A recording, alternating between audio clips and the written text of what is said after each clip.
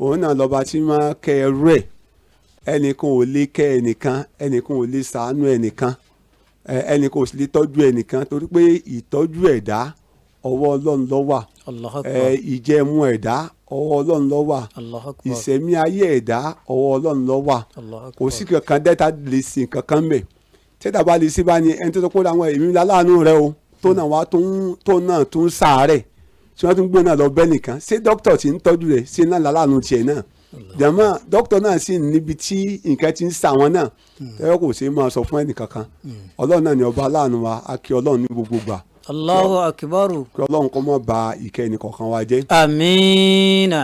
àkọ́rí wáàsí wa lónìí ó náà ni pé jẹ́ aláàánú sí ọmọlàkejì rẹ ìrẹ́ bàbá ìrẹ́ màmá tí ẹ̀ ń gbọ́ mi tẹ́ wà lórí ètò yìí báwo lẹ ṣe ń ṣe pẹ̀lú àwọn aya yín nínú ilé ìwọ tọ́lọ́run ṣẹ́gi ọlà fún tọ́jọ́ kọ ìyàwó tí ìyàwó rẹ tó ń ráre káàkiri àdúgbò èyí ṣẹ́ gidi kò ní lọ́wọ́ ìwọ sì ń kọ́lé o sì ń ra mọ́tò o sì ń lọ lú ọba eléyìí ọ̀dà tó àbí ọ̀tọ̀ ọjọ́ ọ̀gá ibi iṣẹ́ tí wọ́n fa àwọn ọmọ kan sí ọ lọ́dọ̀ tọ́lọ́run kẹ́ ọ tó o sì ráàánú gbà táwọn ọmọ tó o dẹ̀ ń ṣe fírídọ́ọ̀mù fún tí wọn ò sì rọ́nà àbáyọ kankan irú yẹn ń kọ́ ó yẹ kó lè rí àníṣe jẹ́ aláàánú sí ọmọlàkejì rẹ bákan náà ìwọ tó jẹ́ àfáà tẹ́ gbogbo ògùn ayé ìjọsà ń lò wọ́n pè ọ́ lẹ́kọ̀ọ́ wọ́n pè ọ́ Kútọ́nù wọ́n pè ọ́ díṣẹ́ wọ́n pè ọ́ gbẹ̀ àwọn tọ́jà àwọn ọmọ kí rẹ̀ ó tiẹ̀ fún ọlọ́pọ̀túnítì ọjọ́ kan ọjọ́ méjì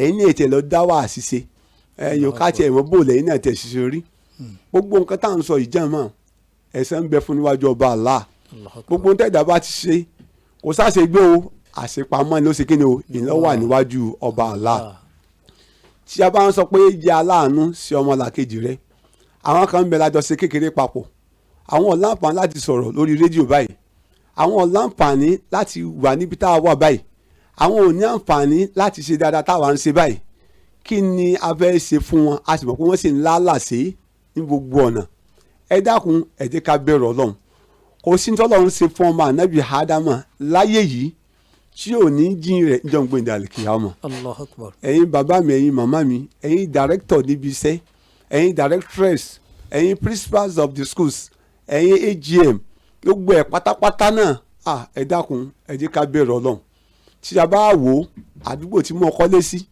àdúgbò tẹ́yìn náà kọ́lé sí a ní àǹfààní láti lè ra bíi pole mẹ́ta mẹ́rin tó ń ta ń pè ní òpó náà a sì lówó rẹ̀ lọ́wọ́ wọ́n wá ní ká tẹ̀ máa dáwọ́ àwa àfojọ 20 ọdún 30 la fi á dáwọ́ póòlù ẹyọ kan jẹ́mọ́ eléyìí ò ní ìtumọ̀ kankan owó téèyàn bá ná jáde ìní wọn kọ́ ládàálẹ̀ fún yàn pé lágbájá o ṣoríire o irú program tá à ń ṣe é sìn kò sí ní tó burú àwọn kan ní wọ́n ra káàdì fún wa pé Imam Olúwakẹ́mi ẹ máa dáṣà àwọn èèyàn láwọn tó bá ti gba ìbéèrè yín nítorí ìdílé yìí àwọn náà ṣe kí ni wọ́n ń kọ́ ọ́ lẹ́yìn bí kí ni níbi iṣẹ́ rẹ̀ tiwọn náà ni ìrẹ́ bàbá mi ìrẹ́ màmá ẹ̀yin àfà wa ẹ̀yin ọ̀gá wa ẹ̀yin sisters wa ẹ̀yin brothers wa tẹ́yin náà ń gbọ́ mi báyìí ta lẹ́yìn náà já láàánú fún níbi tẹ́ ẹ wà yẹn Ọlọ́run fún ọ láǹfààní láti gbé àwọn kan gòkè kó fún lẹ́tà kó fún ní promotion lẹ́tà wọn ọ̀dẹ̀ dìlé rẹ̀ tó bá sì dìlé rẹ̀ ọjọ́ kan náà ló kó lọ́fíìsì wọ́n lọ́fíìsì ní ṣẹ́gi ni o ní rẹ́yìn akọ̀wé ọ̀ràn yẹn nìyẹn wọn à ní ro dáadáa pẹ̀lú rẹ̀ àbíkọ́ ọmọ ọ̀rọ̀ abúṣe rẹ̀ Anabi wa Muhammad sallallahu alayhi wa sallam. wọ́n gbẹ́ gbọ̀rọ̀ látọ̀dọ̀ àfàwà Jarir kí lànà bí sọ pápápá. ani Jarir ibn Abdullah radiyallahu anhu qala rasulullah alayhi wa sallam. ẹ mọ̀ sáré ká ní wọn lè gba àgbánu wa nínú ilé. ani Jarir ibn Abdullah radiyallahu anhu. láti díẹ̀díẹ̀ látọ̀dọ̀ àfàwà Jarir ni wọ́n ti gba ẹgbọ̀rọ̀ àdìsí wa kí ọba aláàkóbá wa yọ́nú sí wọn. Qala. ọwọ́ sọ báyìí pé. qala rasulullahi sallallahu alayhi wa sallam. òjíṣẹ́ Ọlọ́run ẹni tí kí a ti gẹ̀ ń bẹ́ fún ó sọ báyìí wípé. ma la yarhamu nas. ó lẹ́nikẹ́ni tí ó bá máa náwó àánú sí ọmọlàkejì rẹ̀. la yarhamuhullah. ó ní ọba Allah subhanahu wa ta'ala ó ní kò ní náwó àánú sí rẹ̀ níbẹ̀ náà. muttafaqun alayhi. àdìsí tó fẹsẹ̀ rìn lẹ́ni o. arrahimun. ẹ̀yin bàbá wa ẹ̀yin màmá wa ẹ̀yin ká náà jẹ́ kí n mọ̀ pé olówó ni wàá nù mọ̀lẹ́bí wa ẹlòmíràn sọ pé owó